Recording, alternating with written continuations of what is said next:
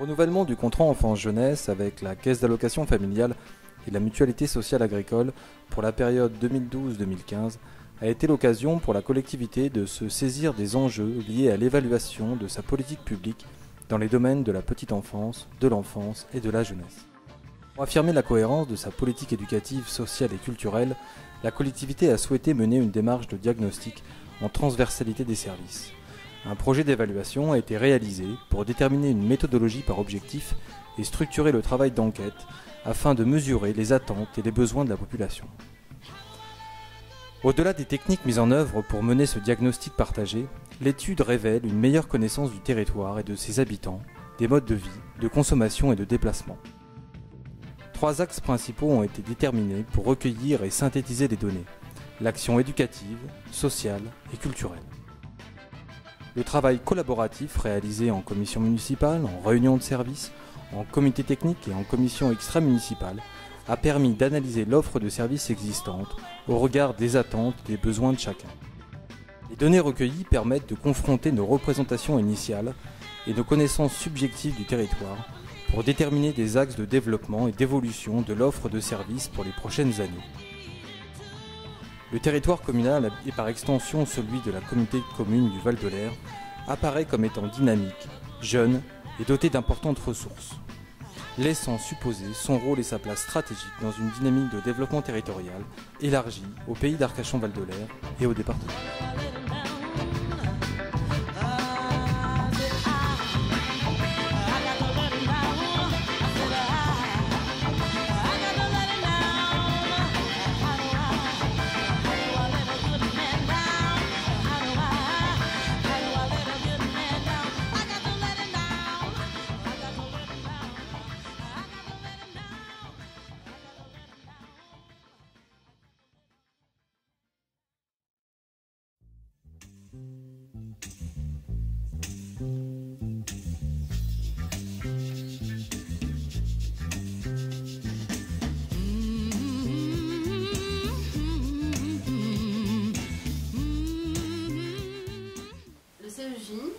Il s'agit de l'acronyme pour contrat enfance-jeunesse.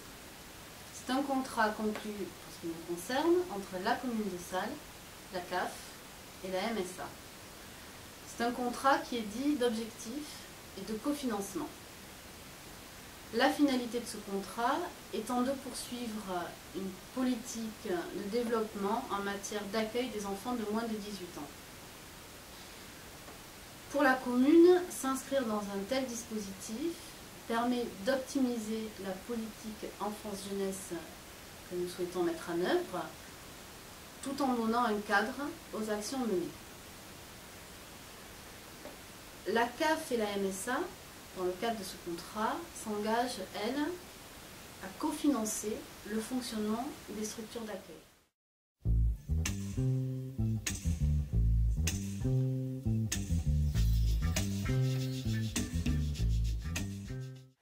L'intérêt de la démarche évaluative, d'abord la raison principale, c'est que le contrat enfance-jeunesse arrivait à son terme en fin d'année 2011.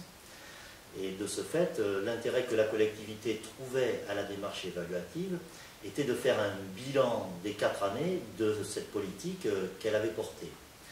Ça permet, en fonction des éléments du bilan et du diagnostic qui l'accompagne, de définir les axes de travail pour les années suivantes et la signature notamment d'un nouveau contrat enfance-jeunesse. Je crois que la population de la commune, elle s'est accrue, mais elle a aussi sociologiquement changé. Ce qui signifie que les besoins, les attentes de cette nouvelle population sont nécessairement différents au fil du temps. C'est la raison pour laquelle il paraissait opportun d'avoir un diagnostic fourni, fouillé, pour nous permettre à l'équipe municipale de porter les vraies réflexions en fonction des enjeux que ce diagnostic pouvait laisser apparaître et répondre aux attentes et aux aspirations de ces nouvelles populations. Le point également qui semble intéressant et sur lequel une vraie réflexion doit être portée, c'est sur l'évolution de notre territoire. La commune de Salles change, mais les autres communes qui relèvent de l'intercommunalité subissent ou vivent cette même mutation. Et je pense que ces communes ont ou sont confrontées aux mêmes problèmes que la commune de Salles. Et la vraie question de ces politiques liées notamment à la jeunesse, c'est de savoir si elles ne peuvent pas s'inscrire sur le champ de l'intercommunalité, parce que nous avons la même typologie de population, parce que ces populations sont confrontées à la mobilité, elles sont beaucoup plus mobiles qu'elles ne l'étaient auparavant. Il y a des problèmes notamment de mode de garde parce que les gens travaillent à l'extérieur.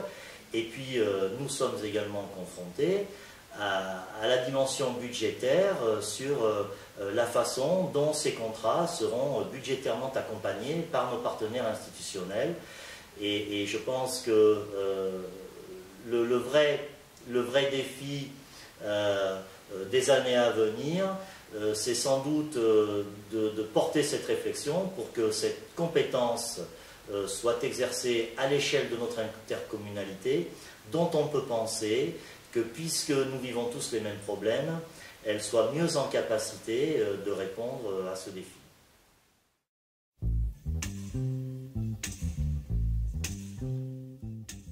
Le CEJ est un contrat. Il permet à la collectivité de réaliser son projet enfance-jeunesse. Cette étape de diagnostic nous a permis de nous questionner sur la nature de notre projet et de sa transversalité dans les domaines de l'éducation, dans l'action sociale et dans l'action culturelle. En effet, on peut considérer que les actions éducatives et sociales sont indissociables les unes des autres, dans la mesure où l'éducation est l'affaire de tous, l'affaire des élus, l'affaire des parents d'élèves, l'affaire des enseignants, des animateurs, des éducateurs, de l'ensemble des adultes qui accompagnent et qui sont les tuteurs de l'enfant. Dans la mesure où également où l'ensemble des services relatifs à l'enfance et la jeunesse doivent être accessibles quel que soit le revenu des familles. D'où une prise en compte par le quotient familial pour la tarification qu'il aurait donnée. Enfin, les actions qui relèvent de l'insertion, de la socialisation, de la prévention, concernent toutes les classes d'âge, de la petite enfance jusqu'au senior, en passant évidemment par la jeunesse, qui est cette étape charnière de la vie où on devient autonome. Donc nous avons choisi d'élaborer un projet en transversalité des différents services de la collectivité pour que les actions culturelles, associatives, d'aménagement de l'espace public et de développement durable soient intégrées dans un même projet. Pour réaliser ce projet-là, nous avons déterminé en comité de pilotage une démarche d'évaluation participative pour que l'ensemble des acteurs et des administrés co-construisent ensemble ce projet global et en tant que technicien d'être accompagnateur et vecteur de cette parole collective pour formaliser un nouveau projet.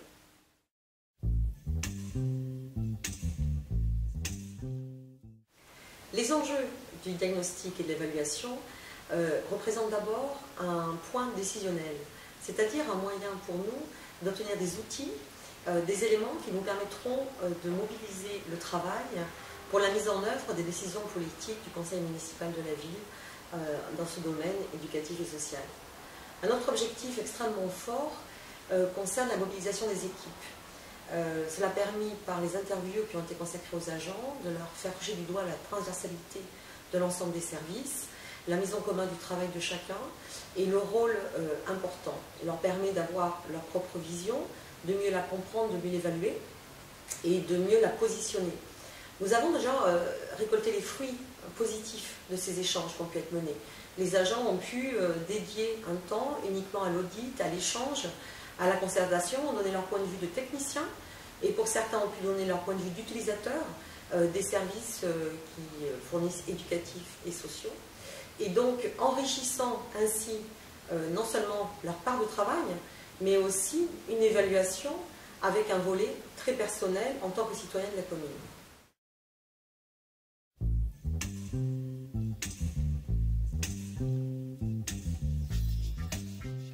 La conduite de l'analyse des besoins sociaux à l'échelle de la communauté de communes présente plusieurs intérêts. D'abord, elle apporte une lisibilité forte des problématiques sociales de nos concitoyens. Alors bien sûr, les élus, les techniciens également, connaissent bien leur commune et ils sont sensibles aux différents types de difficultés que rencontrent les populations, les personnes sur le terrain. Ceci étant, avoir une vision précise, une photographie des besoins sociaux qui vient éclairer le territoire d'une façon différente, nous amène aujourd'hui véritablement un plus. Je vais illustrer par exemple, nous savons que la problématique des femmes, et en particulier des femmes seules, est importante, qu'elle est un enjeu. Aujourd'hui, l'analyse des besoins sociaux vient préciser les choses. Elle nous montre à la fois la nature et l'ampleur du phénomène selon les tranches d'âge, selon les localisations. De la même façon, nous savons bien sûr que les jeunes à partir de 16 ans ont des difficultés d'intégration sur ce territoire en matière de logement, en matière d'accès à la santé, formation, emploi, mais nous n'étions pas en mesure de dépasser ce qui était de l'ordre du sentiment.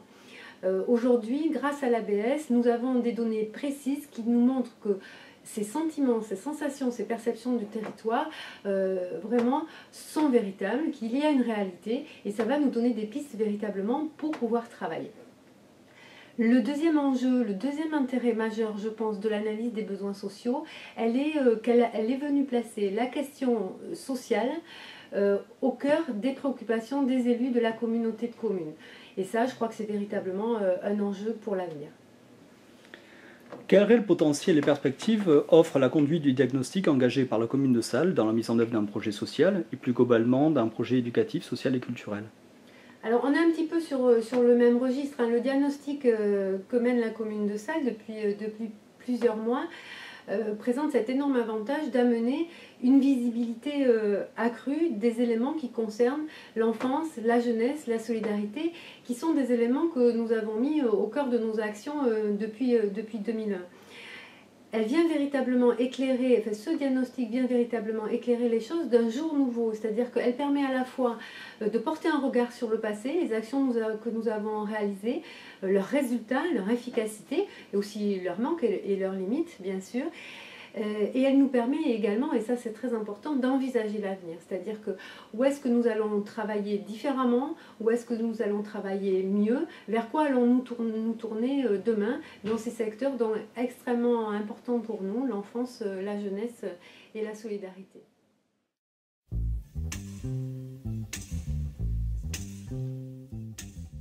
Un objectif générique d'adéquation des actions des CCAS sur les besoins de la population de ce territoire, avec des fonctions, effectivement, une fonction d'aide à la décision, c'est-à-dire disposer d'éléments qualitatifs et quantitatifs, les problématiques, les enjeux identifiés pour prioriser des actions à venir sur le territoire, mobiliser les différents acteurs partenaires de ce territoire pour construire effectivement une analyse partagée, concevoir l'action des CCAS en optimisant des synergies, des articulations concrètes avec des politiques et des actions avec ces partenaires, et instituer également un outil de type tableau de bord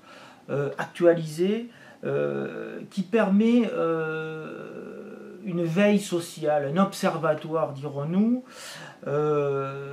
et qui permet de débattre régulièrement, collectivement, sur les besoins et les évolutions remarquées. donc une volonté effectivement de travailler collectivement sur ce territoire au niveau des besoins sociaux.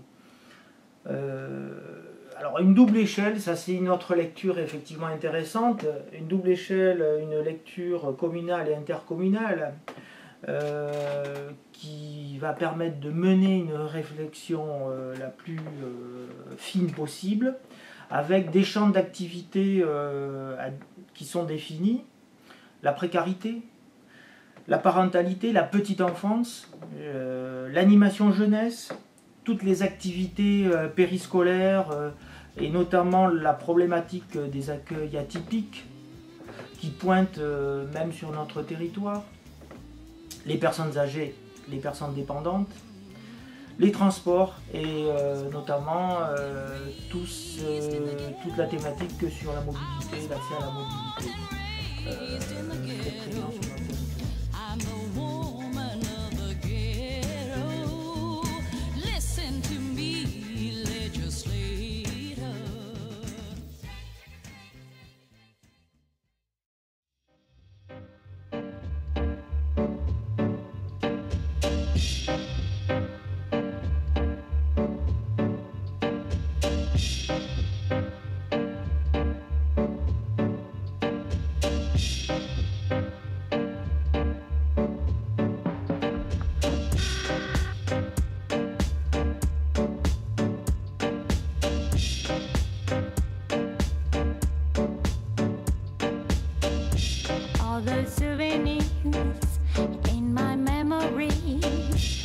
Me going down in strike. All the souvenirs. Là, on retranscrit en fait, on est sur une synthèse de notre première étape, la fin de notre première étape, où on a déterminé en fait tout le procédé de notre démarche d'évaluation. Tu vois, on a repris notre ancien contrat enfant-jeunesse, qui était sur les années 2008-2011, donc là on est en fin de contrat, puisque 2012 c'est la première année de contrat. Donc on prend le temps pour cette première année de réaliser un diagnostic. Mais la question qu'on s'est posée, c'est oui, mais un contrat pour quel projet? Et le projet, on a fait 3 hypothèses de travail pour déterminer l'amplitude du projet. Et regarde derrière, on a préparé en fait des documents pour le comité de pilotage. Salut Dominique, toi aussi tu travailles? Oui, je tape le compte rendu du comité. D'accord, ok. Voilà, donc sur notre démarche, on peut remarquer ici donc, nos 3 hypothèses. Oui, nos 3 hypothèses, on avait donc l'hypothèse 1. Alors là, schématiquement, on a repéré toutes les actions qui étaient dans le contrat. Voilà, on se restera à ça. L'hypothèse 2, c'était il y a les actions des contrats, mais au-delà, il y a aussi 3 tas d'actions de l'enfance de la jeunesse qui ne sont pas forcément financées en contrat, on les englobe dans un projet. Mais on avait fait le choix de s'arrêter à la fin de la jeunesse, jusqu'à 25 ans. Et la dernière hypothèse, c'était l'intergénérationnel, la globalité de la petite enfance jusqu'au senior en passant par le secteur qui est ici la jeunesse. Et donc l'important c'est qu'on peut compter sur la globalité. Tu vois ici il y a 3 lignes. Et les 3 lignes sont les activités de loisirs, sportives, de loisirs. On a les activités culturelles et les actions sociales. Donc on est bien sur un projet social et culturel. Alors là, derrière, on retrace, en fait, là, tu vois, on a tous nos éléments du projet d'évaluation. Souviens-toi, Julia et Goniaël, oui, tout à fait, les étudiants de l'IME qui nous ont permis de formaliser un peu plus le projet d'évaluation. Là, on a la synthèse du projet d'évaluation. Alors la synthèse, parce que c'est un tableau d'objectifs, objectifs généraux, spécifiques, actions, évaluation. Et là où on est en train de se poser la question avec Dominique, à l'instant, c'était oui, alors les critères d'évaluation. Critères définis au début du projet, parce que sinon on est de l'action. Critères à retenir pendant la mise en œuvre, de dire ça nous guide un peu dans l'action. Et puis surtout à la fin, en se disant est-ce qu'on a bien réussi à réaliser l'objectif voilà, alors pas le jeu de mots, c'est comme on a mis des critères d'évaluation, du projet d'évaluation, on avait une méta-évaluation. L'évaluation de l'évaluation. Rigolo. Et puis, bah, donc, du coup, on n'a pas terminé. Là, qu'est-ce qu'il nous reste à faire? Et ben, du coup, le projet d'évaluation, tout ça, ça a été validé. Donc, Dominique l'écrit justement dans le compte rendu. C'est bien le recrutement d'un chargé d'études.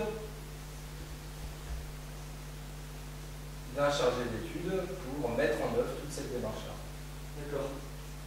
De l'extérieur, du coup, avec une vision plus neutre. Exactement. Donc, ça nous amène aussi une certaine objectivité, ça nous permet de consacrer des moyens dédiés humains. On ne passe pas par un cabinet, mais on est quand même pilote de la démarche. Ouais, bien sûr. On est entre les deux, c'est-à-dire on essaye d'avoir un maximum d'objectivité, de recul, de distanciation, et puis en même temps, bah, on est le moteur de la démarche. Alors tu vois, on peut poser après quelques mots qui sont forts, qui résument bien la démarche. Voilà, moi je peux mettre du coup un diagnostic partagé avec les partenaires. Les partenaires qui soient des partenaires institutionnels ou d'action, d'accord,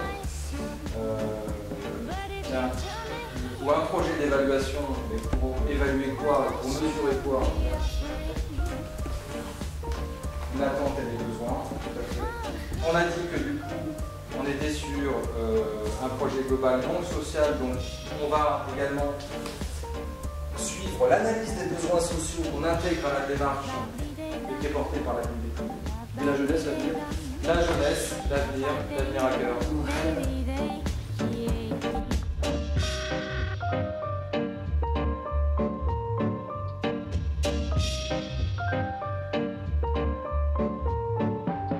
But if you tell me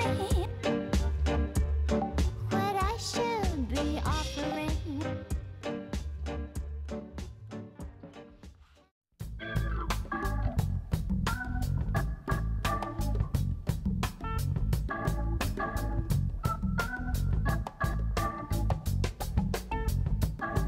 Et surtout la méthodologie mise en place. Donc si on reprend notre point de départ, On est bien sur l'élaboration d'un diagnostic partagé.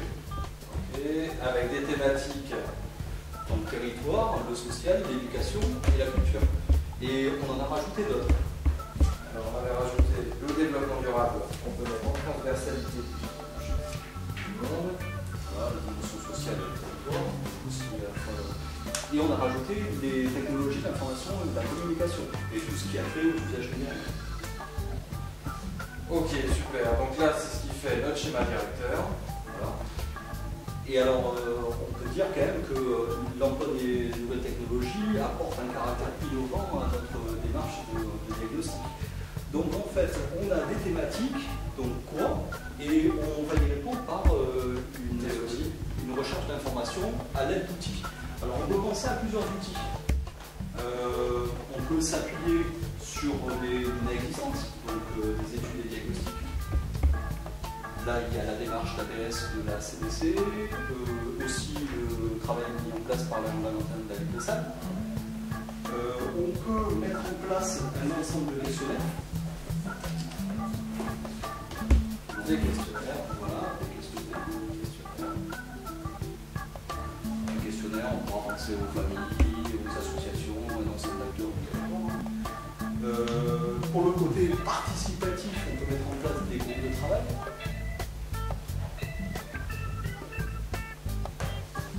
Et pour être au cœur des réalités des dynamiques sociales du territoire, on peut envisager un ensemble d'observations et un ensemble de travail. Donc aller à la rencontre des acteurs. Donc on est bien d'accord qu'à travers ça, on va à chaque fois chercher des informations sur l'ensemble des dynamiques. Et inversement. Donc si on continue notre déroulé sur... On va quand même se remettre tout notre plan de méthodologie. Voilà.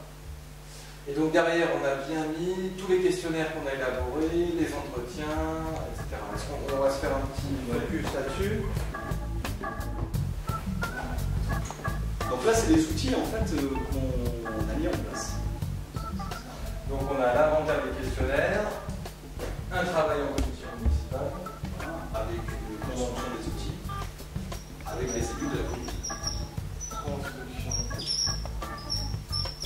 avec les élus de la commune. Et donc un travail de construction en s'appuyant sur la commission, aussi qui est associée. On a fait un questionnaire en direction des associations. La commission de vie scolaire. On est bien travaillé sur un volet éducatif en s'appuyant notamment sur un questionnaire à destination des familles. Questionnaire et action sociale.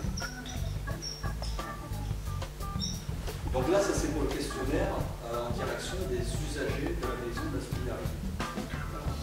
Donc, qu'on a croisé également avec des rencontres sur la vie quotidienne, les observations et les interviews, donc les entretiens avec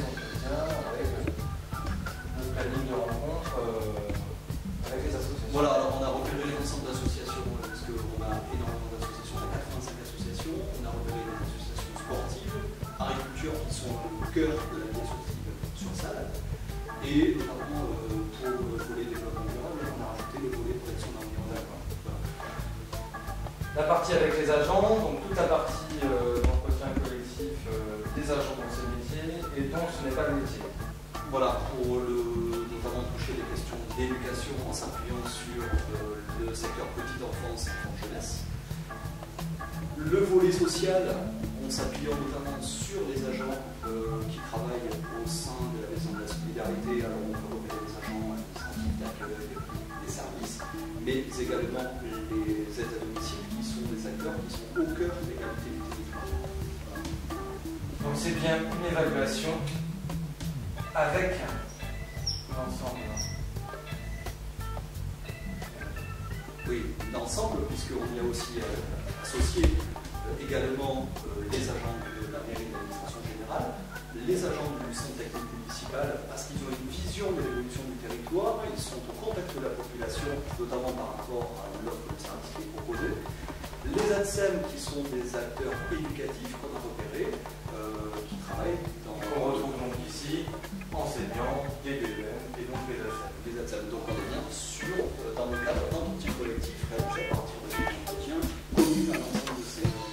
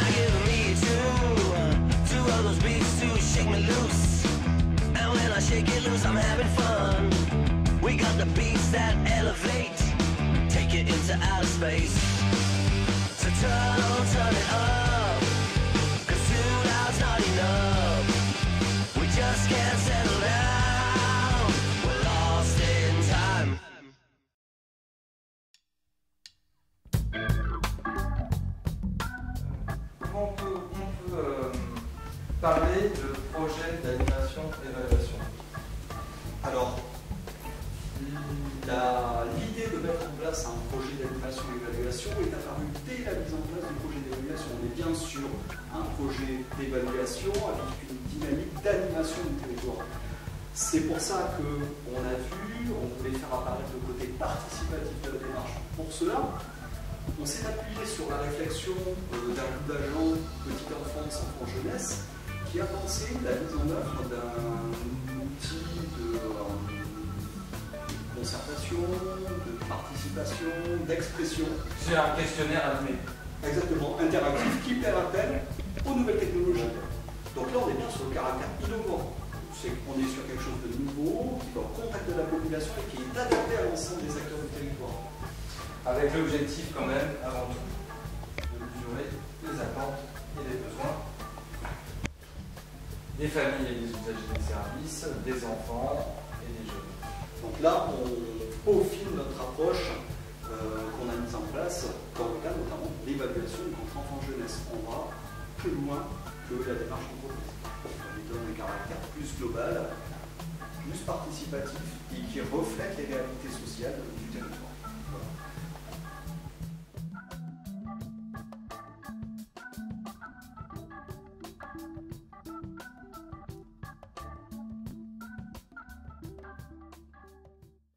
Here are two versions of the future. Version 1.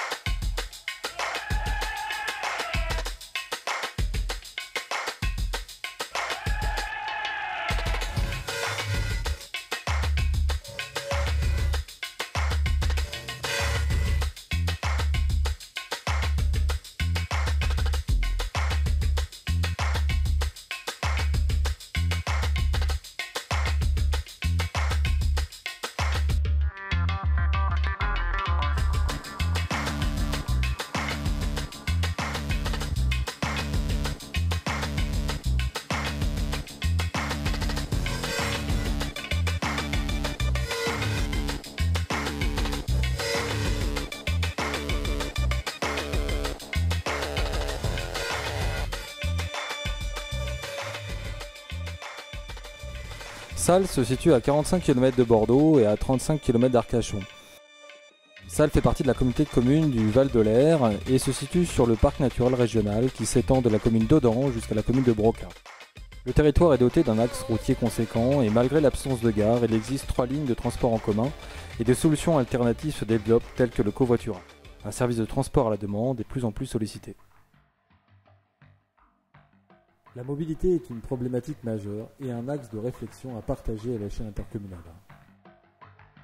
Les déplacements routiers sont des éléments du quotidien des habitants du territoire. Les déplacements domicile-travail des actifs se polarisent sur la cube à 35%.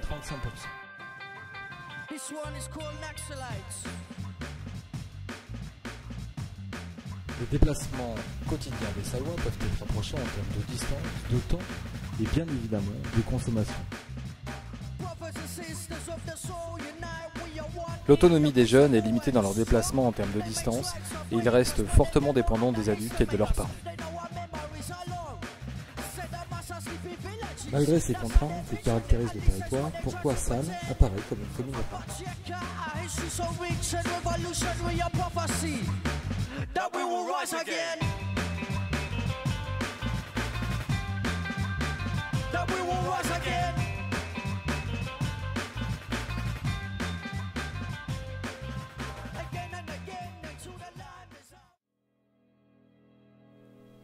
Pour analyser les dynamiques sociales de la commune, il faut établir des points de comparaison avec d'autres territoires.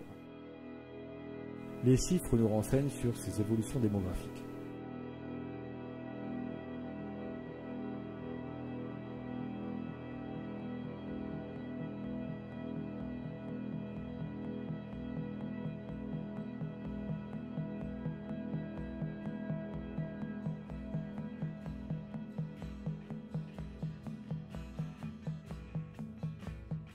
Salles accueille chaque année de nouveaux habitants. La composition sociale de la commune s'en trouve alors modifiée de façon significative.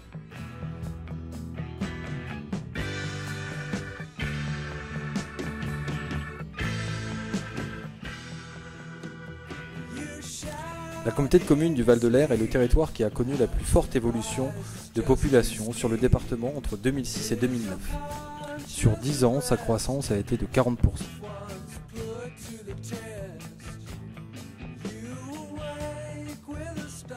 À l'échelle de la CDC, on observe une croissance des 0-14 ans et des 30-44 ans, des femmes seules et des familles monoparentales. Ces données, relevées par l'analyse des besoins sociaux menée par la CDC, constituent des enjeux de réflexion majeurs à partager sur le territoire. Ces caractéristiques socio-démographiques se confirment sur la commune de Salles. En 10 ans, la commune de Salles est passée de 4489 habitants à 6244 habitants. L'histogramme nous révèle une population jeune et dynamique où la classe d'âge des 30-44 ans constitue la force vive de la commune.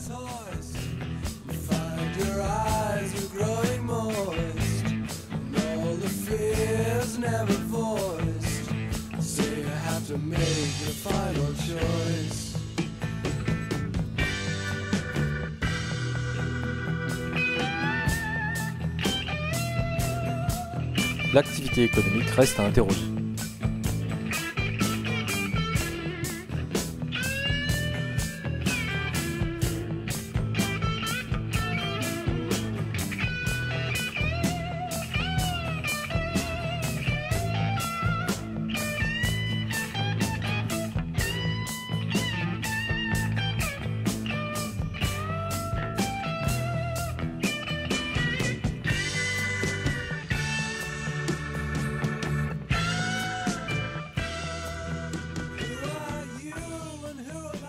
Les habitants sont en majorité des employés et des ouvriers. Le taux de chômage sur la commune est inférieur à celui du département et il représentait 8,4% en 2009. Par contre, le nombre de familles à bas revenus a augmenté de 10% entre 2007 et 2008. Quels sont les bassins d'emploi?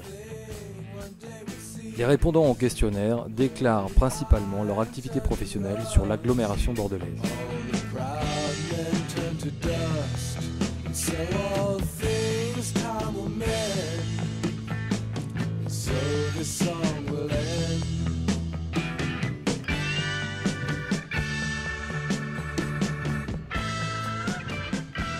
Pour autant, les bassins de consommation et de loisirs correspondent-ils aux lieux d'activité professionnelle? Aller à la rencontre des Sallois nous renseigne sur leurs pratiques.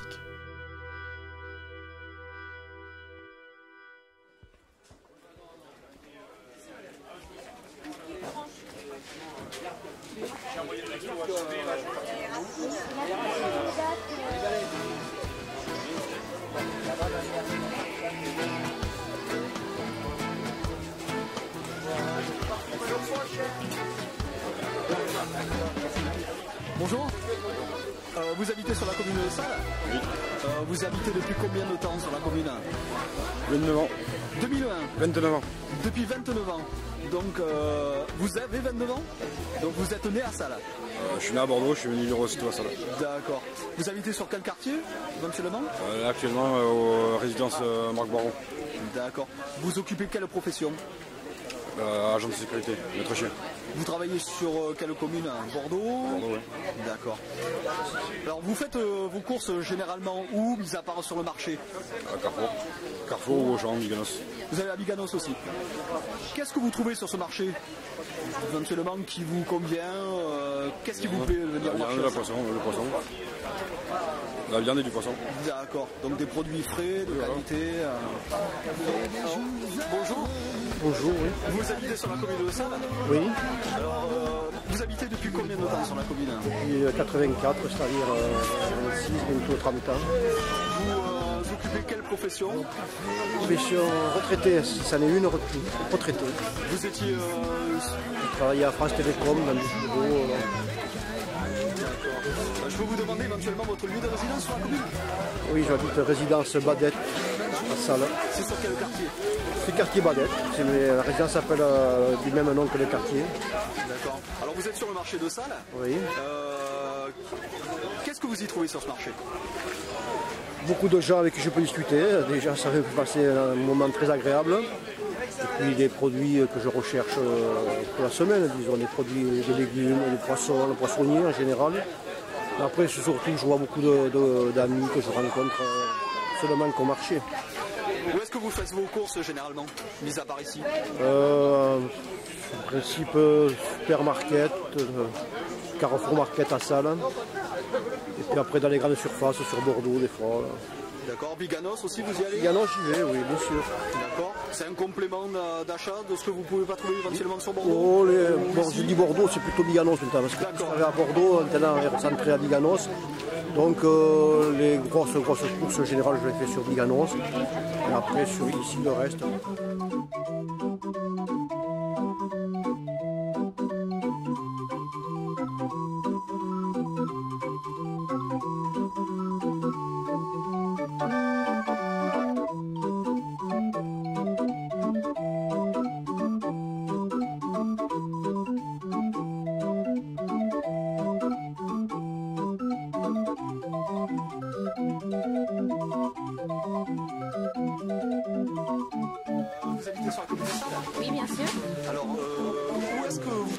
quelle profession faites-vous? Je travaille au Carrefour Market à Salles, au rayon fruits et légumes. D'accord, je vais vous demander où est-ce que vous faites vos courses généralement, à part le Carrefour Market? Sur le marché le jeudi ou le samedi et bien sûr Carrefour Market. Qu'est-ce qu'on y trouve sur ce marché d'intéressant? À tout, vous avez autant des vêtements que de la nourriture, du poisson, le café super agréable le jeudi. On s'y arrête, on passe un petit moment agréable, on continue nos courses par la suite. Vous êtes originaire de Salles, vous vous êtes installé?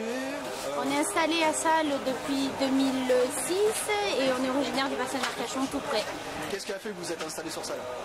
La diversité, le choix d'avoir une maison pas très loin des écoles, ça c'est beaucoup, donc on est situé en face des pompiers. Donc... Bonjour. Bonjour. Vous habitez sur la commune de Salles? Oui. Alors je voulais vous poser comme question, vous faites vos courses, où est-ce que vous faites vos courses généralement? Grande surface, genre Carrefour Market ici, ou le Auchan à Biganos bien sûr, parce que grosse structure, et après ici au marché, tous les jeudis. Votre lieu de travail? Je travaille à Bordeaux. D'accord, je peux vous demander votre profession éventuellement? Ouais, je suis maître nageur. D'accord. Je travaille pour la mairie de Bordeaux, donc voilà pourquoi je suis plus sur Bordeaux qu'ici.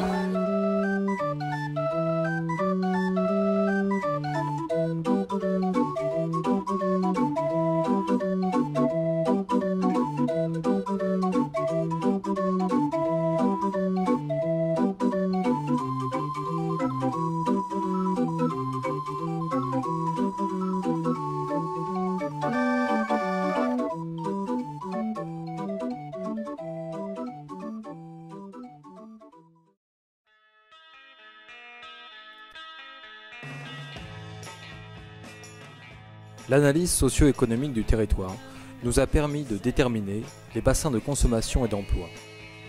Pour autant, l'attractivité de la commune reste à interroger au regard des services et des actions éducatives, sociales et culturelles proposées sur la commune.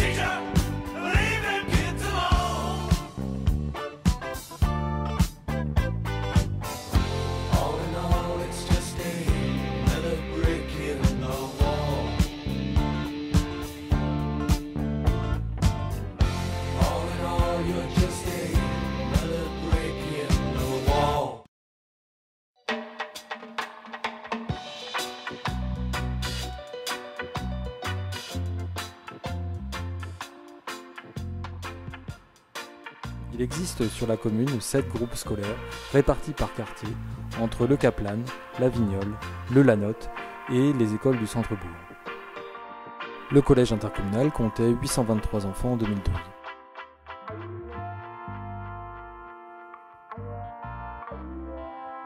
« 1582 enfants sont scolarisés sur la commune pour 773 enfants répartis entre les cycles maternels et élémentaires. Salles est la commune qui a le plus d'enfants scolarisés à l'échelle de la communauté de communes. Depuis 2001, la volonté politique a été de maintenir une offre de proximité par quartier.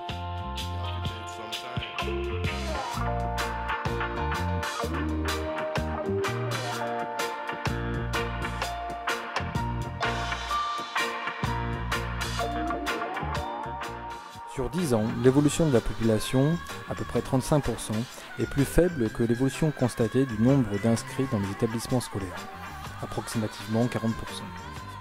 Les nouveaux habitants sont essentiellement des jeunes couples avec enfants. La restauration scolaire est assurée entre la ville et le conseil général, mise en œuvre à la cuisine centrale du collège pour l'ensemble des enfants scolarisés sur la commune. Le collège comptait 823 enfants scolarisés à la rentrée 2012 pour 376 Sallois. La capacité d'accueil n'est plus suffisante pour accueillir tous les jeunes du territoire. L'absence de lycée sur le territoire constitue une problématique majeure, compte tenu de l'augmentation du nombre de jeunes concernés. La prise en compte de la parole des enseignants est déterminante pour construire un nouveau projet éducatif territorial.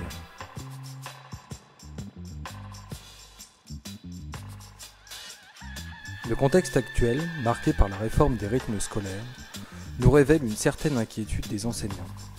Toutefois, les entretiens rendent compte d'un intérêt plutôt favorable pour la construction d'un nouveau projet éducatif partagé. Plusieurs indicateurs nous permettent d'affirmer cet intérêt. Les relations avec la collectivité et l'aide apportée sont jugées satisfaisantes pour l'ensemble des équipes enseignantes. Quelques difficultés sont néanmoins repérées. Une communication plus difficile avec les nouvelles équipes et un manque de lisibilité sur l'organisation des services de la collectivité. Néanmoins, des relations humaines de qualité avec le personnel de l'école.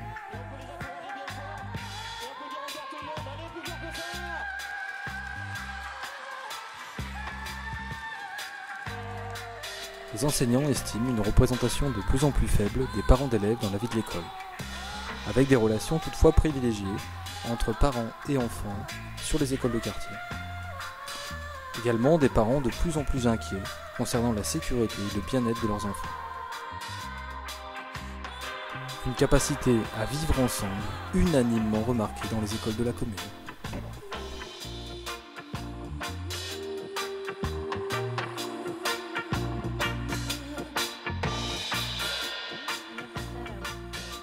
« 70% des enseignants estiment que l'éducation est l'affaire de tous. Enseignants, parents, éducateurs, animateurs. Mais de nombreuses inquiétudes sont exprimées concernant l'intervention d'autres professionnels pédagogues qui interviendraient dans le cadre d'un projet de réforme des rythmes scolaires.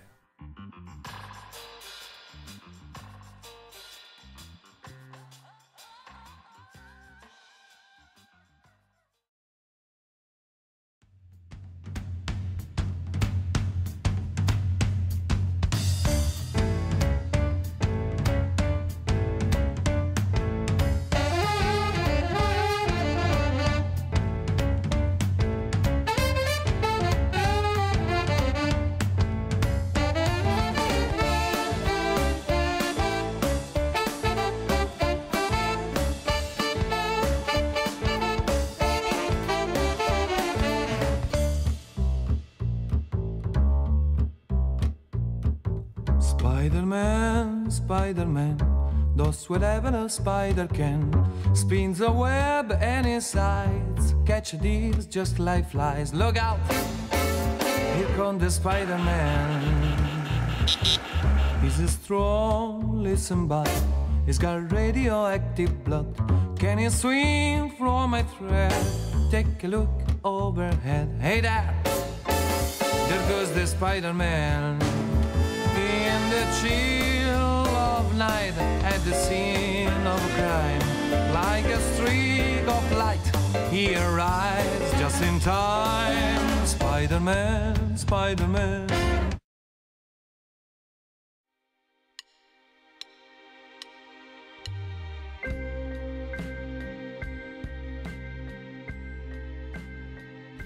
La politique tarifaire, mise en place en 2009, s'appuie sur 10 tranches de revenus. Les familles à revenus moyens sont les plus représentées pour l'utilisation des services péri- et extrascolaires.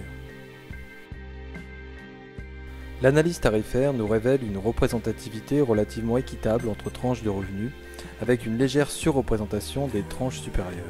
Néanmoins, il est à noter que certaines activités, telles que les grandes sorties, bénéficient en majorité aux familles à bas revenus. 74% des familles pensent que les tarifs sont adaptés à leurs revenus. L'évolution du nombre de journées et du nombre d'heures en accueil de loisirs et en accueil périscolaire est en constante augmentation depuis 2007. Concernant le prix, le nombre d'inscrits augmente malgré une légère diminution des fréquentations.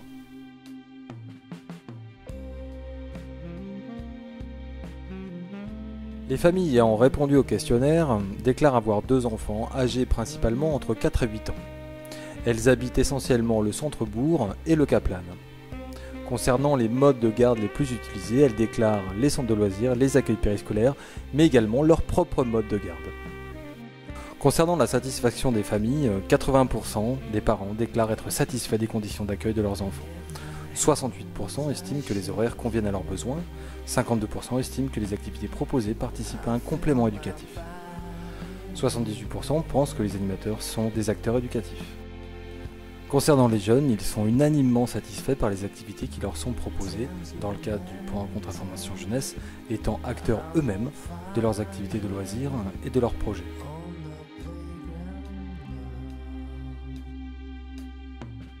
Concernant les attentes formulées par les usagers.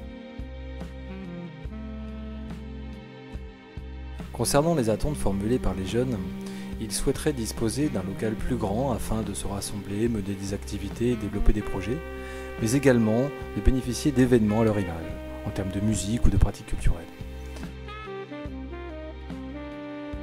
Les attentes formulées par les parents. Les parents souhaiteraient que les activités proposées soient un lieu de découverte de nouvelles activités, un moyen d'apprendre en dehors de l'école, mais également de bénéficier d'un mode de garde. Les parents souhaiteraient que leurs enfants pratiquent un ensemble d'activités telles que le cirque, le roller, le basketball, le hip-hop, l'athlétisme ou encore l'équitation.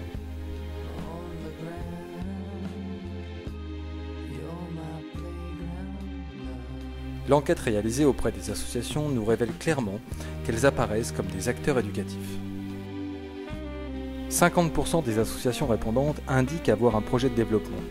À 20%, elles souhaiteraient travailler en direction des enfants. À 25%, elles souhaiteraient intervenir dans le cadre scolaire. Et à 40%, elles souhaiteraient travailler en direction des jeunes.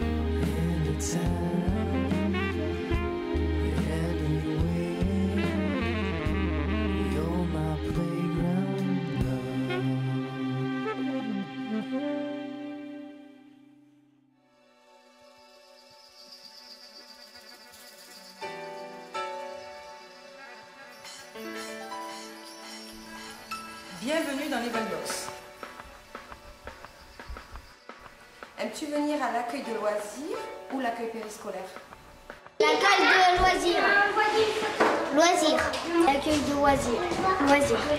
L'accueil périscolaire. L'accueil de loisirs. Loisirs. Préscolaire. J'aime bien les deux. Au centre de loisirs. L'accueil loisirs. L'accueil de loisirs. Pareil. L'accueil de loisirs. Quel est ton moment préféré? L'après-midi. Le midi. À la garderie. Toutes. De jouer avec tous les animateurs. Quand je joue au foot. Le soir. Moi le matin. L'après-midi. L'après-midi. Quelle est ton activité préférée? Le roller. Le baseball. L'araignée. Le sport. Ouais, le sport. Le judo et le théâtre. J'en ai plein. Le foot. Le vélo.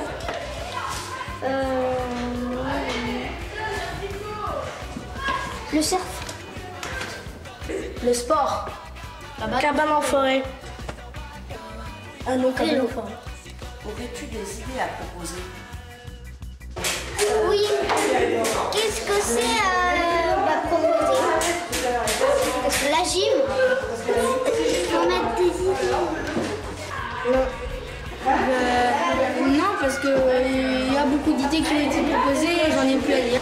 Non, je n'ai pas d'idée à proposer. Non. Ben oui, qu'on fasse du skate, de la trottinette. Et beaucoup de jeux beaucoup de jeux collectifs. Non. Oui. Non. Vas-y, dis-le. Oh, non. Vous n'avez pas des idées d'activité? Non. Ah si, c'est la laser game. Non, attendez, je réfléchis. Si, faire un film d'action. Ah ouais. Faire des films. Genre film d'horreur. Faire des films. Ouais. Faire des films d'horreur d'action. Faire des films d'horreur d'action, non mais ça n'existe Il y pas. en a une autre, non. T'as une activité à proposer? Non.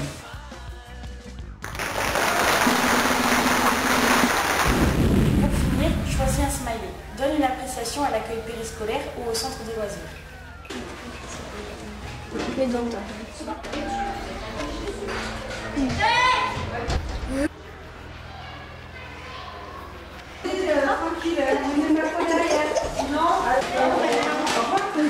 Allez, super.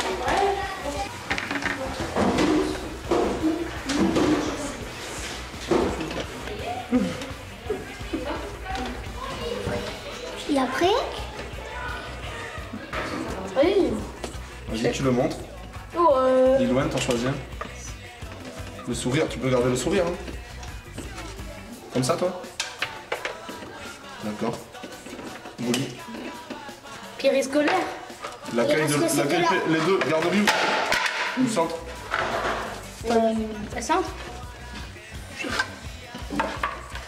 Ouais, ça oui. Ok. Non, tu t'en montres pas si c'est... Et toi, Sofiane? Pareil. Pareil? Oui, je suis pareil. Ok. Nous te remercions de ta participation et nous te disons à très bientôt. Merci. Mais on peut pas nous filmer?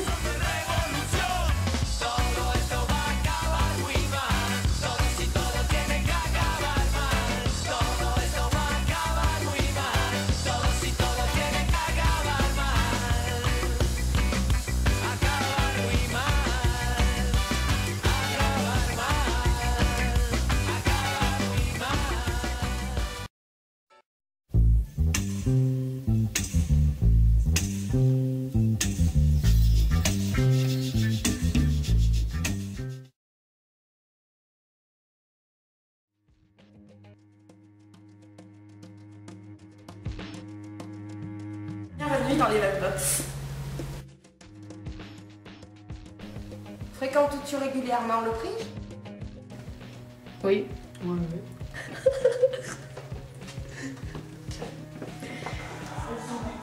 Bah oui, 2 fois par semaine à peu près. Le fonctionnement et les activités proposées te conviennent-elles? Ouais, c'est très bien. Bah ouais, du choix et voilà, c'est cool. Quelle activité préfères-tu? Laser game, karting. Laser game. Ouais, laser game et tout. Enfin voilà, surf, bodyboard, tout ça quoi. La plage et tous les trucs proposés pendant l'été. Est-ce que tu es impliqué dans le choix et dans l'organisation des activités? Ben oui, oui. Ouais, à chaque fois on s'inscrit en premier et tout, donc du coup on a les places et c'est très bien quoi. Ouais, je donne des idées, mais c'est tout. As-tu des idées à formuler? Bah non, parce que je trouve que c'est très bien au départ. Donc voilà. Non. Bon, je sais pas.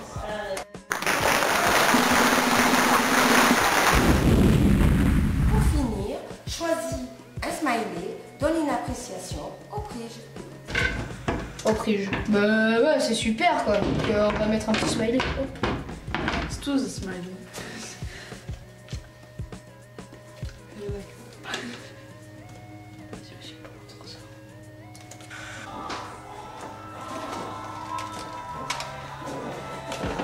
Voilà.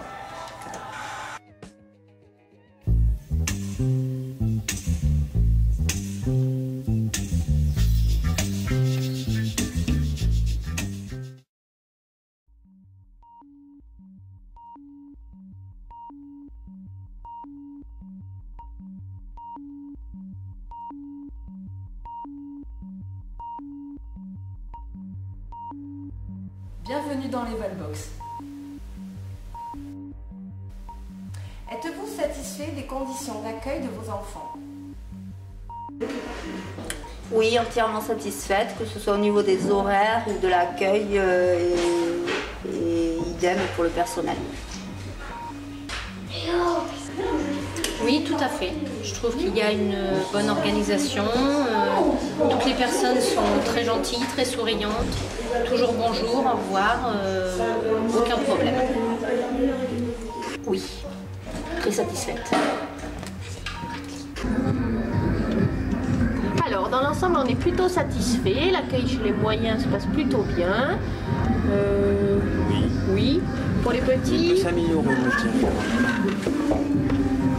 Un peu plus de contact avec les parents, je crois que c'est pas mal.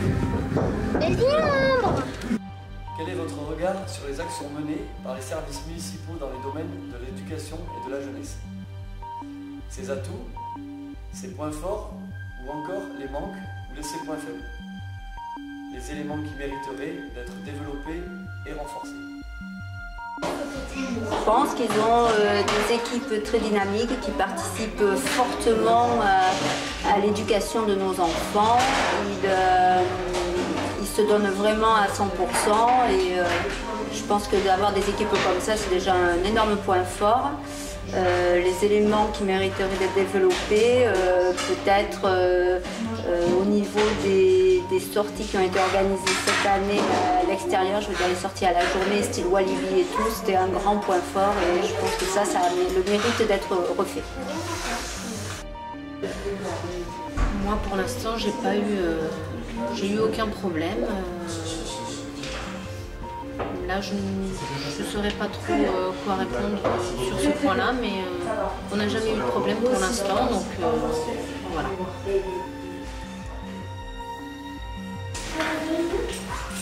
Beaucoup d'atouts au niveau des services municipaux, beaucoup d'associations sportives.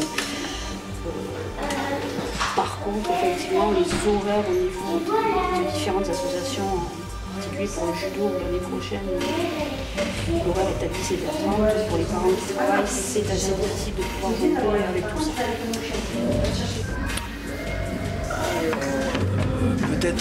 Peut-être créer un vrai centre aéré, parce qu'aller dans les écoles, bon, c'est sympa, ça dépanne, mais je pense qu'une vraie structure, ça serait pas mal. En tout cas pour les plus petits, comme Théo. Surtout pour les plus petits, parce que les moyens, ils ont bien de l'espace, là c'est chouette, mais c'est vrai que les tout petits, comme Théo, c'est un peu exigu.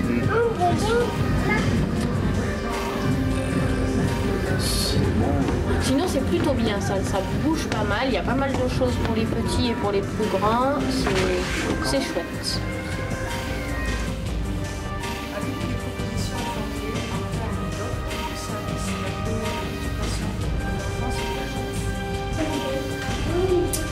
C'est un peu compliqué comme ça à froid, parce qu'il y a beaucoup de choses déjà mises en place et qui ont bien évolué au cours de toutes ces années. Donc à aujourd'hui, j'ai pas d'idée particulière. Alors nous, ce qu'on aimerait éventuellement, on a notre fille qui est au centre aéré le mercredi et qui fait également du judo le mercredi matin et le samedi matin, et donc elle ne peut pas aller au judo le mercredi matin. Donc est-ce qu'il y aurait des possibilités de mettre en place des navettes qui viendraient chercher tous les enfants qui font du judo pour les emmener par exemple? Bien sûr, il y a d'autres sports, je sais bien, donc peut-être un petit point à réfléchir. Allez, je les offres de service. Allez, Julie. Non, il y a un petit peu tout. Une garderie, les structures pour le sport. Il y a une école multisport, il y a une piscine. Il y a quand même pas mal de choses. Il y a quand même déjà pas mal de choses pour une petite commune. C'est pas mal. Une école de capoeira, ce serait sympa. Bon, ben à ce moment-là, un skatepark. Et un skatepark, ce serait chouette. Je pense que ça marcherait aussi. Une petite structure un peu sport urbain. Et il y a la place à salle, donc ce serait peut-être pas mal. Il y a de quoi faire. Alors. Seriez-vous favorable à l'organisation d'activités encadrées pendant la pause du midi à laquelle votre enfant pourrait participer? Oui, bien sûr, sans hésitation. Oui, après, faudrait voir les propositions, ce qui serait proposé en activité, et si les enfants seraient d'accord aussi sur ce qui est proposé. Ils ont déjà déjà des journées bien remplies. Alors en plus les solliciter sur le temps de midi, je sais pas. Ou alors peut-être plus théâtre, les trucs peut-être plus artistiques où ils pourraient un peu s'exprimer. Mais enfin voilà, c'est pas indispensable. Quelle appréciation générale donneriez-vous du fonctionnement de la structure? Une très très bonne appréciation, que ce soit en termes d'horaire, sécurité, diversité. Non, franchement, je suis contente. Comme je le dis depuis le début, on n'a jamais eu de problème, donc je pense que ça fonctionne bien. Non, aucun problème, rien à ajouter. Satisfaisante. Au niveau du fonctionnement général, c'est pas mal. Alors juste peut-être oui, j'y pense maintenant, peut-être sur les programmes des centres aérés, essayer de faire des programmes un peu plus détaillés. Alors je sais pas comment sont organisés les programmes, mais c'est vrai que là pour les grandes vacances par exemple, on sait pas tel jour la grande sortie qu'il y aura, le grand jeu, donc on peut pas trop. Bon nous la question se pose pas, c'est par obligation qu'on les met parce que voilà on a personne pour nous les garder. Mais c'est vrai que les parents qui veulent choisir par choix en se disant tiens ce serait chouette d'aller à cette activité-là, on ne sait pas à l'avance. Et ça, c'est peut-être à travailler, quoi. Quelle appréciation générale? Choisissez un smiley, donnez l'appréciation générale de la structure.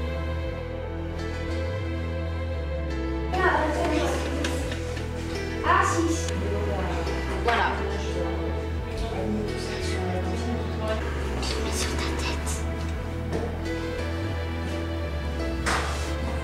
Tu mettrais toi Théo pour le centre? Le bonhomme comme ça qui est pas content? Celui qui est un peu plus content mais pas trop? Tiens, mais attends dehors. Très content. Oui, très content. Très content pour le centre? Très content. Et Maë, toi aussi tu mettrais très content? Oh, mieux. Laisse, c'est pas grave. Oui, très content. Un smiley. J'adore cette fille. Ben, en fait, on est un Nous vous bonhomme. remercions de votre participation et nous vous disons à très bientôt. Eh ben merci aussi. Bonsoir. Et voilà, c'est bon les gars. Non mais c'est sûr que je veux pas voir la vidéo. Ça tourne encore, hein, il faut pas dire de grossièreté. Ah, c'était là. C'est bête, nous. Ah, j'avais pas vu. C'est celui-là qu'on a choisi. Allez, vous les gars. Nous vous remercions de votre participation et nous vous disons à très bientôt. Merci.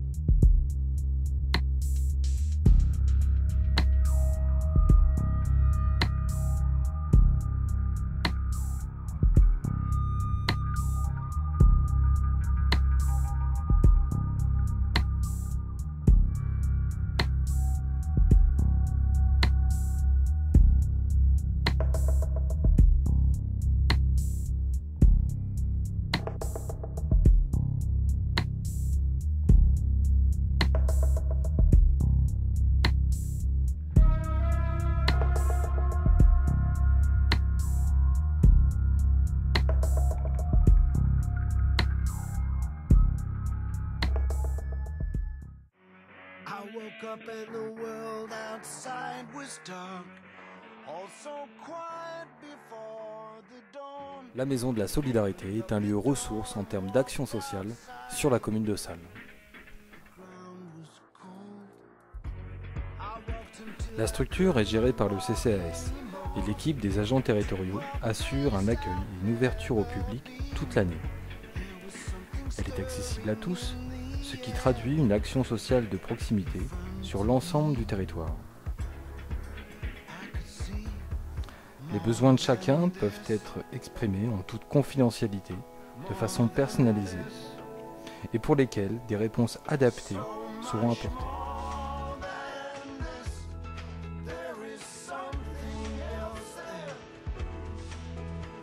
Des réponses à des problématiques telles que insertion, l'accompagnement des personnes âgées, l'emploi, le logement, la précarité. Des réponses qui sont apportées par différents partenaires ressources à la Maison de la Solidarité, tels que la mission locale, le Pôle emploi, la CAF ou la CPR.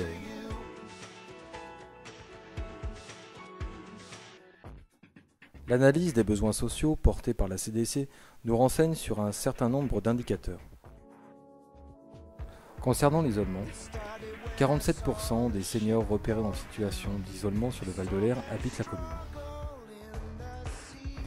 Malgré l'augmentation du parc de résidences principales et du parc locatif de l'ordre de 50% en 10 ans, le service logement du CCAS doit de plus en plus faire face à des situations d'urgence, et les jeunes rencontrent certaines difficultés pour accéder à des loyers à prix modérés. Concernant l'emploi, on observait fin 2011 1000 demandeurs d'emploi sur la CDC pour 340 salons. Le taux de chômage à Salles était plus faible qu'en Gironde. Les moins de 25 ans représentent 13% des demandeurs d'emploi. Le diagnostic révèle la nécessité à prendre en compte de nouvelles problématiques autrefois moins affirmées, telles que l'augmentation de la précarité des femmes âgées seules, du maintien à domicile des personnes âgées, de l'emploi des jeunes, du logement, ou encore des conditions sociales des familles monoparentales.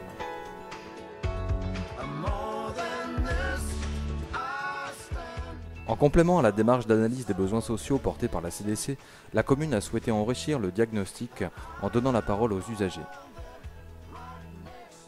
La majorité des répondants sont des femmes, seules, âgées entre 35, 50 ans et 50 ans et plus, avec un enfant.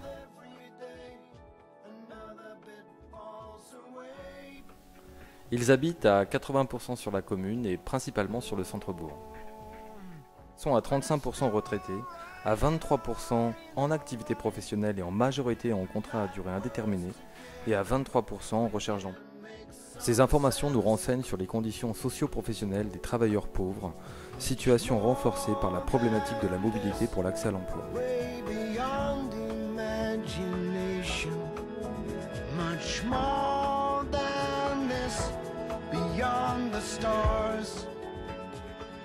Les usagers de la Maison de la Solidarité viennent principalement pour chercher des informations et de la documentation et être accompagnés dans leur démarche administrative.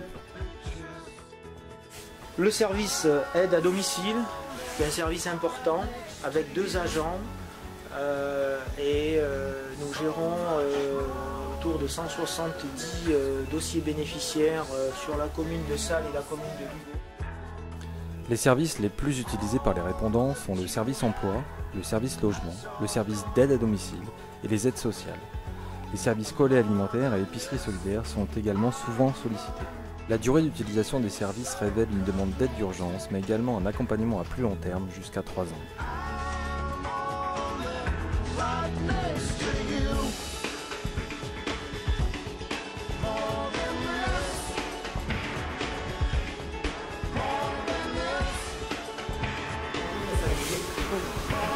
Il y a l'épicerie solidaire qui prend le relais pour certains nouveaux et de nouveaux.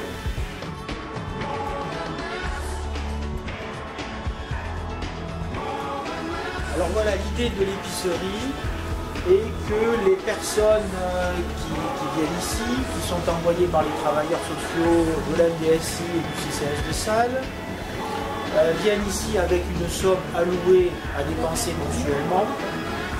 Alors c'est des personnes effectivement qui répondent à des critères financiers et sociaux, qui se retrouvent ici et en fonction de la composition de la famille, ils ont une somme allouée à dépenser mensuellement. Ils choisissent, c'est-à-dire que là il n'y a pas de colis imposé, ils choisissent au même titre que s'ils étaient dans un autre magasin, ils choisissent ce qu'ils ont besoin et en fonction de la somme allouée ils vont consommer ce dont ils ont besoin. La Maison de la Solidarité coordonne l'action sociale pour que les difficultés de chacun, quel que soit notre âge, soient prises en compte pour faciliter la cohésion sociale sur le territoire.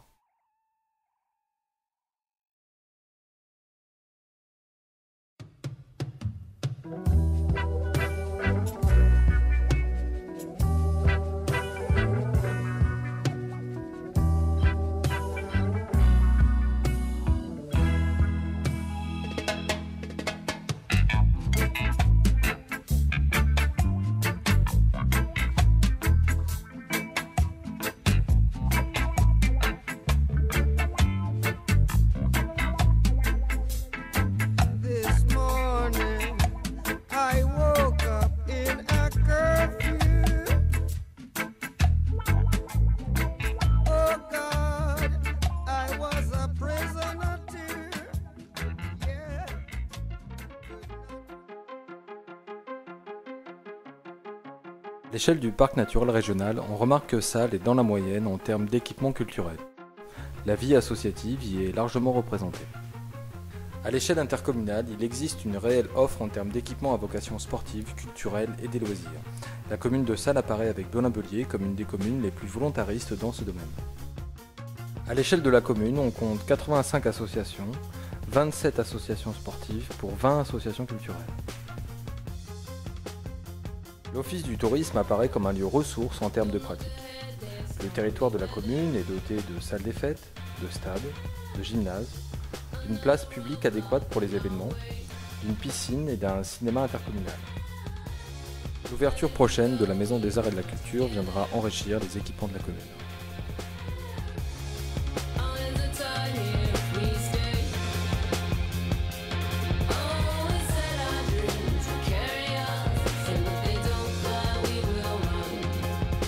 Deux espaces sportifs sont repérés pour les pratiques liées au football, au tennis et au rugby. Un manque apparaît néanmoins pour la pratique de l'athlétisme qui est compensé par la richesse de l'environnement naturel, pour le training et l'ensemble des sports de plein air.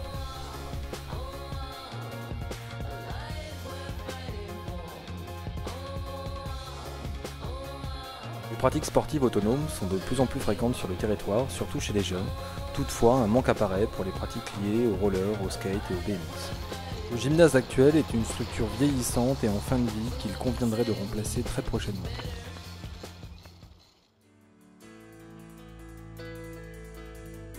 « 55% des associations sont repérées comme agissantes dans les domaines du sport, des arts et de la culture. C'est le groupe le plus important parmi les associations. Les associations de parents d'élèves et liées aux pratiques de développement durable sont également bien repérées.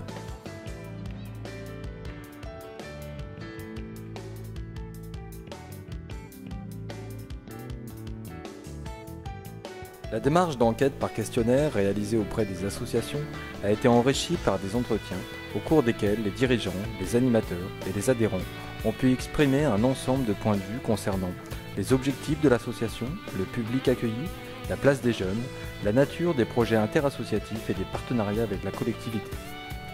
Les adhérents ont pu exprimer leur intérêt pour leur association, leur implication dans la participation aux décisions et la place des jeunes. Des pistes d'action ont été envisagées. 50% des associations ont répondu à l'enquête, la représentativité est suffisante pour l'analyse des données. 28% des associations sont de taille moyenne, 27% ont entre 50 et 100 adhérents et 23% ont plus de 100 adhérents. Le positionnement des associations par classe d'âge, de la petite enfance au senior, nous permet d'envisager l'accompagnement des projets et des partenariats. Les associations accueillent un public mixte et développent des actions intergénérationnelles.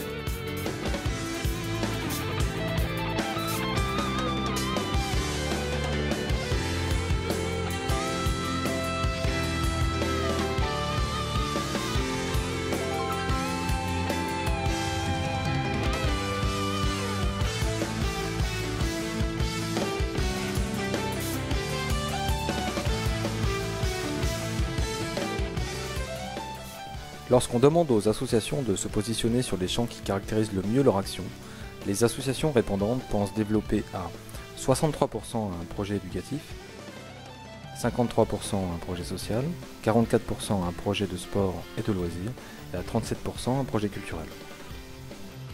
Et à 5% un projet de développement durable.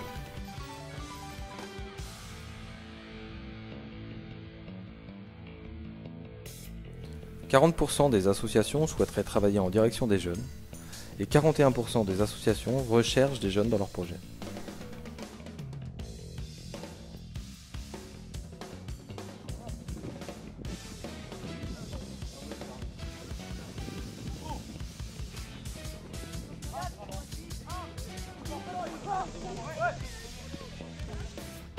« 90% des adhérents des associations habitent la commune. Les demandes d'accompagnement s'appuient sur des difficultés rencontrées. 51% des associations disent rencontrer des difficultés financières et 30% d'ordre technique. 24% des associations estiment rencontrer des difficultés pour mobiliser de nouveaux bénévoles. Les aides municipales sont sollicitées à 70%, et à 40% pour d'autres collectivités. La communication apparaît comme un enjeu majeur, pour et entre les associations et avec la collectivité.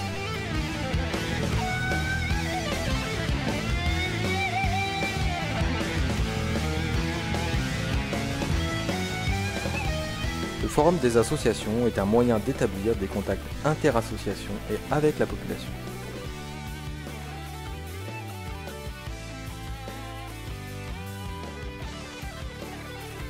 C'est un temps d'échange et de prise de contact avec les autres associations, 46% des associations, un lieu d'échange avec les habitants et un temps d'inscription. C'est également un lieu ressources et un temps d'échange avec les élus.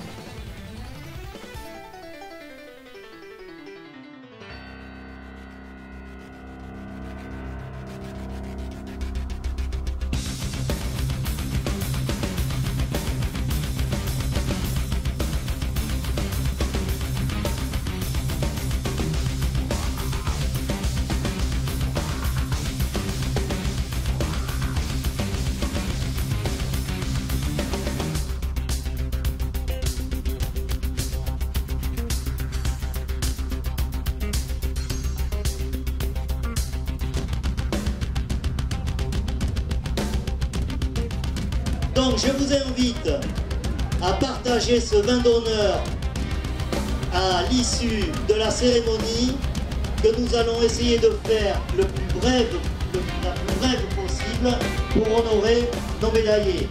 Merci une nouvelle fois d'avoir choisi ça pour construire un parcours de vie.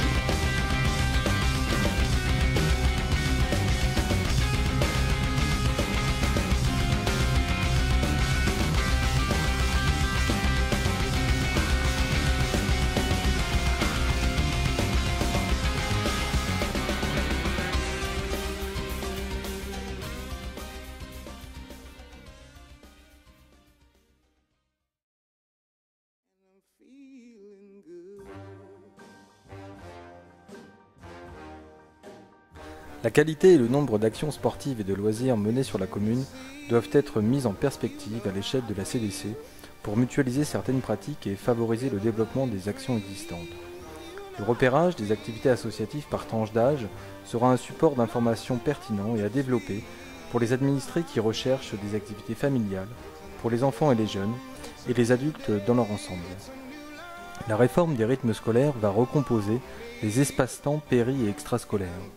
Les activités sportives et de loisirs encadrées par les associations devront donc prendre en compte les nouveaux rythmes pour adapter et développer l'offre de services. L'action culturelle permet les médiations entre les générations, les catégories socio-professionnelles et les communautés pour favoriser la construction d'une identité collective dans laquelle chacun est représenté et considéré. Ces rencontres culturelles participent au développement local par une citoyenneté active des habitants où les différents modes d'expression sont soutenus et mis en scène. Les actions développées sur le territoire révèlent une programmation déséquilibrée et un inventaire de l'existant permet de repérer les atouts et les faiblesses pour envisager l'élaboration d'un projet. C'est moi qui parle, on comprend tout ce qu'on dit, mais dès que c'est toi, on ne comprend rien. C'est toi, il n'y a plus personne, t'entends? Il n'y a plus personne. Maintenant, pousse-toi, je me tire, t'entends? Tu te pousses et je me tire, moi. Moi, je te fais la même réponse que tu m'as déjà faite, si ça ne fait pas, tu te tires. L'analyse des différentes catégories d'événements sur l'année 2012 permet d'identifier 121 actions pour une moyenne de 10 animations par mois. Il en ressort un nombre important de lotos et de vide-greniers, d'animations de loisirs type thé dansant et concours de belote. A l'inverse, il y a peu de représentations de théâtre, d'expositions, de concerts et d'événements pour les jeunes. La municipalité apparaît au même titre que les associations comme acteurs porteurs de projets culturels. Le mois de juin rassemble le plus d'événements de l'année. A l'inverse, les mois de juillet et de décembre sont les mois qui proposent le moins d'animations. On constate que l'offre culturelle suit une logique de programmation, sans prendre suffisamment en compte l'évolution socio-démographique, la diversité des publics et des pratiques. L'élaboration d'un projet culturel pourrait s'appuyer sur une classification de 6 grands secteurs culturels. La musique, le théâtre et les spectacles vivants, auxquels on peut associer la danse et le cirque, l'audiovisuel, comprenant le cinéma, la photographie et les arts dits numériques, Le patrimoine, classé en 2 catégories, le patrimoine matériel et le patrimoine immatériel, comprenant entre autres les musées, l'architecture ou encore la gastronomie, la littérature et les arts plastiques.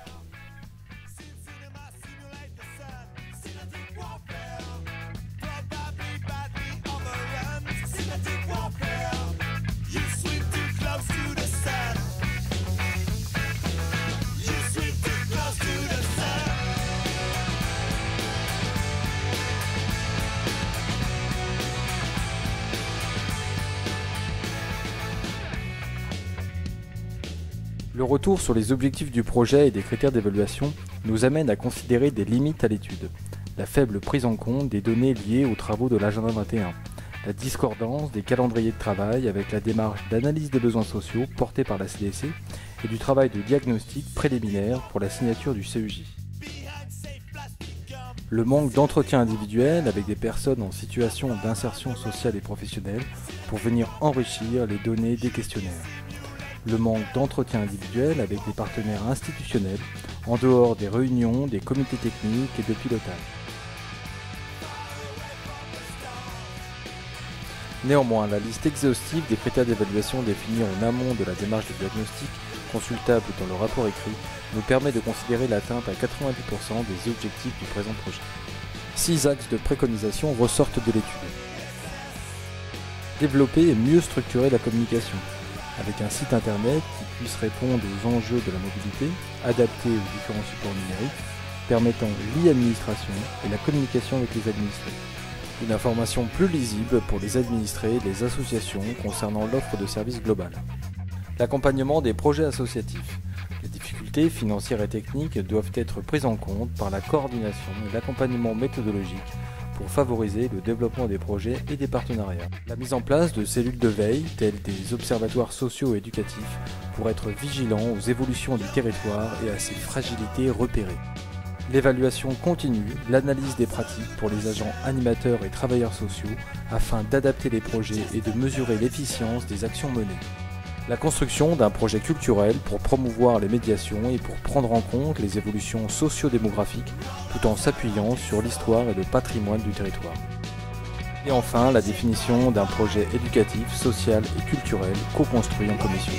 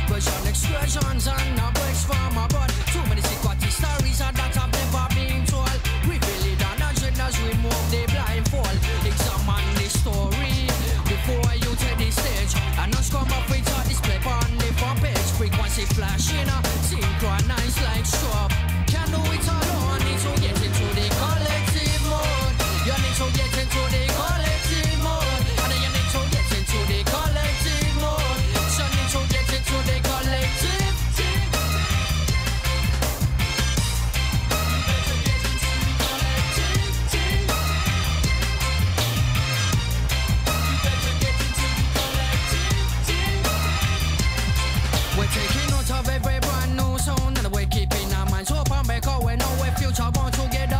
We must recognize the signs of our times together. We must learn to read between the lines. Make your own program, nobody become digital captive. And you need some audio, so you must be active. Get into collective, must be become positive. You live the life you love and you love the life you give. No one is an island, whether you like it or not. All in the same boat, which is about to be rocked. One in life flashing up, synchronized like stroke. Can't do it alone, need to get into the collective mode. You need to get into the collective mode. And then you need to get into the collective mode. So you need to get into the collective.